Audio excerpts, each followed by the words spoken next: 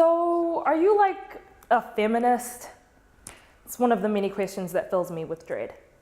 I mean, short answer, yes, of course, it's 2019. How can you not be a feminist? But the long answer is much too long for this small party talk, and really it's the weekend and I should be relaxing, but feminist with a capital F means three things to me.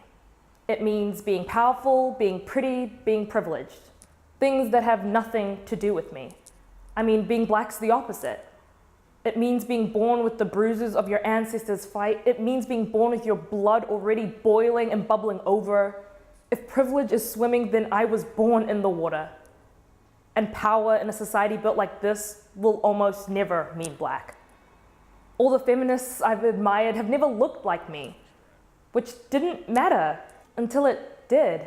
Because Western feminism means womanhood, until that womanhood is complex. When it's queer or Muslim or black or poor, indifferent and other, until I realized that I was the only person in this room speaking with this much black and female at the same time. That the way my body knows diaspora, immigration, genocide, lost language, I was already born into a struggle I didn't ask for, given a label everyone can read.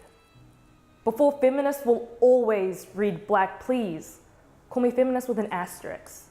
Black feminist will teach you everything you need to know, things you should already know. She does not argue with you. She understands that these things are just so hard.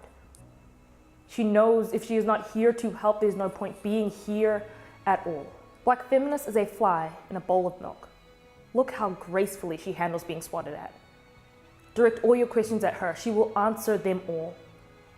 She only speaks when spoken to, so say whatever you want.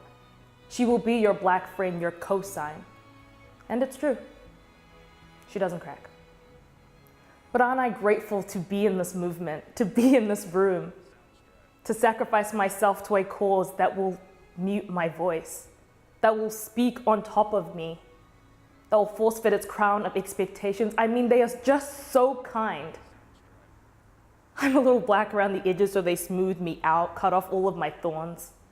Let me be their pretty caricature black feminist girl, all fierce, all sass, or yas queen Beyonce hair flip, even though that ain't me. Because all this, with its layers and its nuances, does not fit in their spaces, their definitions, their rallies. I try to tell my story, but they white out the words, they rewrite, they summarize, they paraphrase. They cut out what they don't understand until I'm left looking at a broken reflection of a story that is definitely not mine. I cut my palms on the shards of truth that I'm trying to hold behind. And I struggle to find the questions to the answers everyone seems to have about me. But isn't that womanhood? Having your story written and read by everyone but you.